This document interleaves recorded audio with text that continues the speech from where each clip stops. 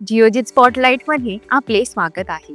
बाजार कोसळला तर SIP बंद करावी का? सध्या बाजार कोसळले आहे, त्यामुळे SIP इन्व्हेस्टर्स गोंधळले आहेत। SIP बंद करून पैसे FD मध्ये इन्व्हेस्ट करावे का? ही योग्य गोष्ट आहे का? चला पाहूया, पण त्याआधी या चॅनलला सबस्क्राईब करा। बाजारात चढ उतार येतात हे नैसर्गिक आहे, पण SIP साठी ही योग्य गोष्ट आहे। बाजार खाली गेल्यावर तुमच्या SIP च्या रकमेत जास्त युनिट्स मिळतात आणि बाजार वर गेल्यावर त्यांची किंमत वाढते। उदाहरणार्थ, जर 100 रुपयात एकाऐवजी 2 युनिट्स मिळत असतील तर तुमचाच फायदा। SIP ही संयमाने लॉंग टर्म इन्व्हेस्टमेंट करण्याची प्रक्रिया आहे। जास्त काळ ठेवल्यास कंपाऊंडिंग तुम्हाला जास्त फायदा देते। जर तुम्ही SIP बंद केली तर हा फायदा गमवाल। कंपाऊंडिंगचे जादुई परिणाम पाहायचे आहेत का? तर कमेंट सेक्शन मधील व्हिडिओ मध्ये नक्की पहा। FD ही सुरक्षित गुंतवणूक आहे, पण SIP लॉंग टर्म मध्ये जास्त रिटर्न्स देते। तर बाजार घसरला म्हणून SIP बंद करणे हे योग्य ठरेल का? थोडक्यात,